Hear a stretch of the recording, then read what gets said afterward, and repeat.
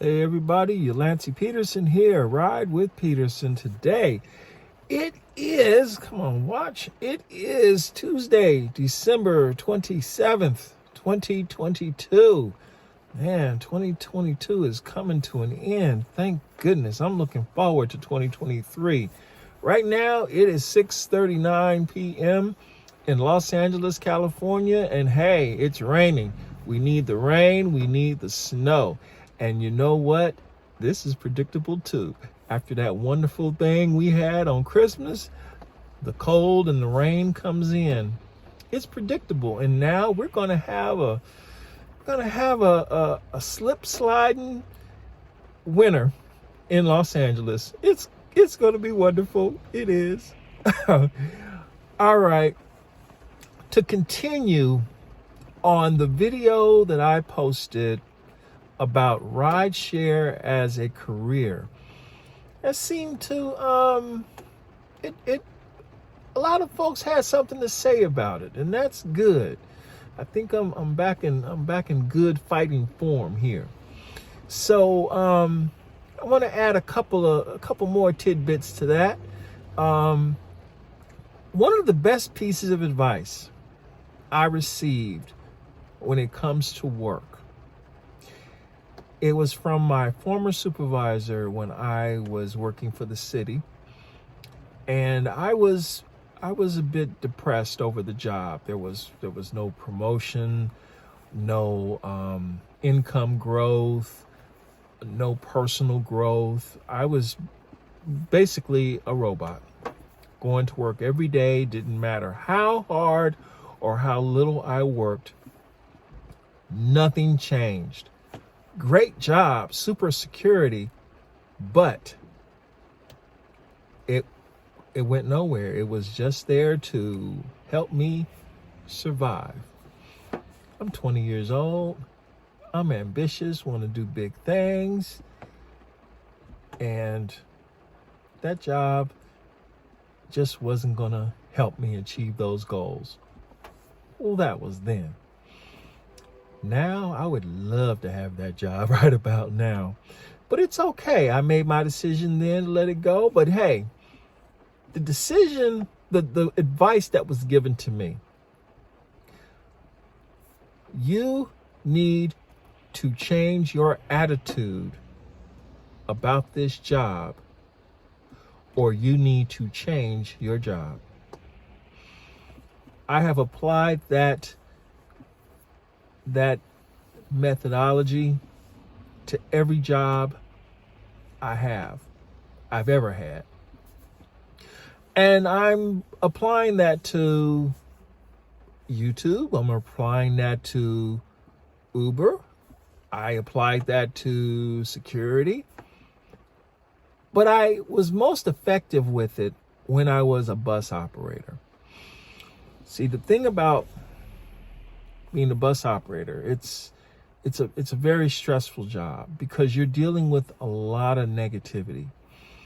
You're dealing with negativity from the company, from coworkers, from the drivers you share the road with, and especially from the riders, the passengers. So to help me get through the hard times, I did two things. First, I said good morning, good afternoon, good evening, and thank you to every single person that boarded the bus. And the second thing was I went above and beyond for the disabled customers. I'm like, I'm a public service professional. And my job is to provide the finest ride possible for the disabled customers, because those riders, other than any other, they depend on public transportation. And so as long as I did right by them, everyone else saw it, and I had a happy bus. and it worked. So whenever I had a problem with the unruly person on the bus, I had an entire bus full of people who were on my side because I treated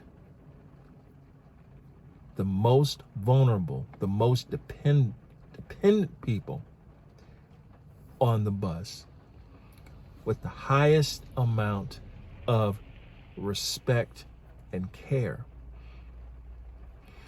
And it did the job for me. It made it easier to go to work until the day I was pepper sprayed by an angry customer because I was helping a disabled guy. And that's a long story for another video that I may or may not make. So we sit and we complain today about rideshare. There are many drivers out there who have made rideshare a full-time endeavor because they might be in the same situation like I'm in. They need rideshare to work because it is a source of income. It is how they get the money that they need to eat, to keep the electricity on, to pay for the car, to pay for the insurance, to pay the rent, to pay for the phone, to keep themselves, their clothes, their family, their children, their loved ones clean. Some people have found a way to work, to make it work. Other people have not. So it's hard to accept, but the reality is that the rideshare companies and the riders do not trust what it truly takes to transport a person faster than walking. This thing costs money.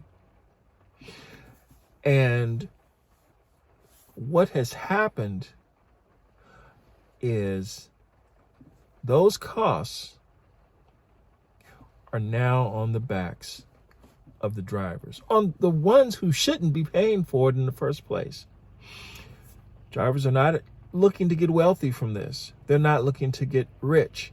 But what they are looking for is what's fair, what is decent and in order. They are looking for respect. It's as simple as that. Just common respect. If gas costs $5 a gallon, it is respectful that the riders properly pay what it takes to keep the vehicles on the road. It is respectful that if the companies and the riders are going to take advantage of the credit, the insurability, and the maintenance costs that are borne on the drivers, that it should be paid for. But everything about rideshare,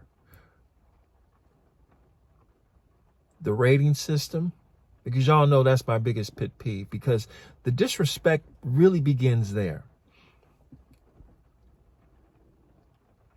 With the rating system, how the drivers are paid, how much the drivers are paid, the benefits that the shareholders derive from this thing, it all reeks of butt stank disrespect. That's what it is. So what has to happen is one of two things.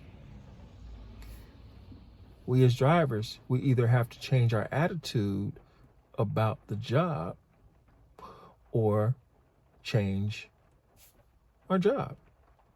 But some people may not have the option to change their job. Depending on the rideshare companies to be respectful and fair is not realistic. Depending on the rideshare customers to be respectful and fair is not realistic either. So what can be done?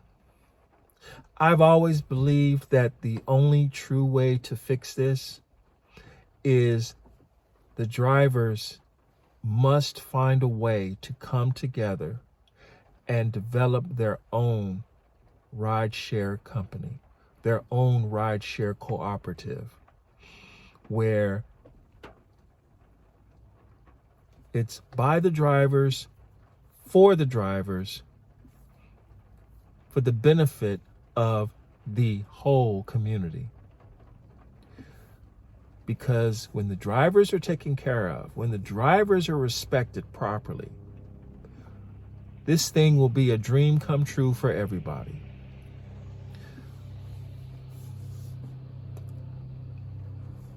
The way it is right now, it's not. Too many nightmares are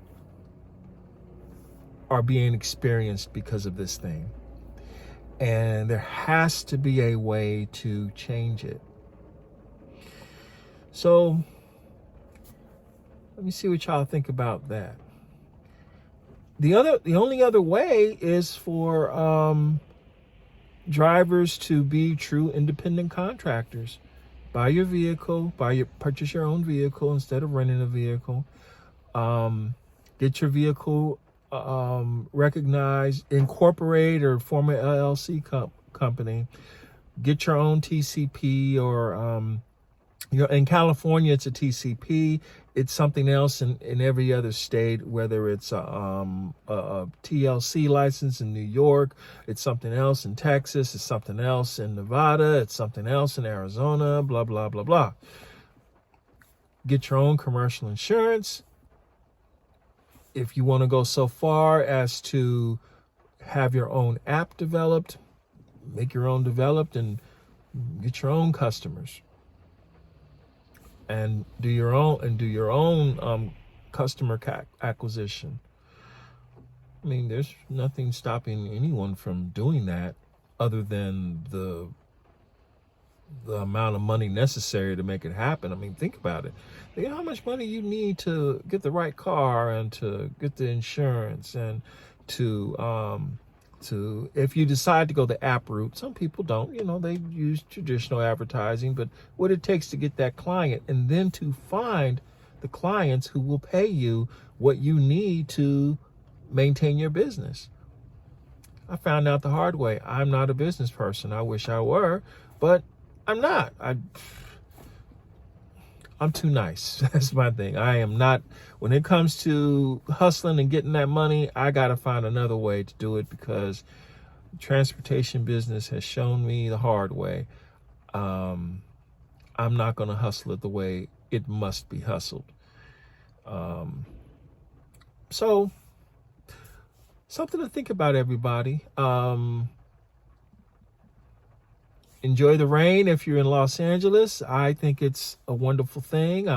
I found my little beanie in the closet. I'm like, oh man, I got a beanie. I have all this. But I look forward to seeing you all on the next video. I've got about 10 videos I'm gonna make now. I need to because I'm in a situation where I depend on YouTube now. And I've got to find a way to talk about something that's going to create a full-time income for me, because security's not going to do it. Rideshare's not going to do it. But I do have YouTube, and I like to talk, and I like being on the camera and everything. So how can I do this? What can I talk about that will help me be successful on YouTube. I know what my goals are now. All right. I'll catch you on the next video. Take care.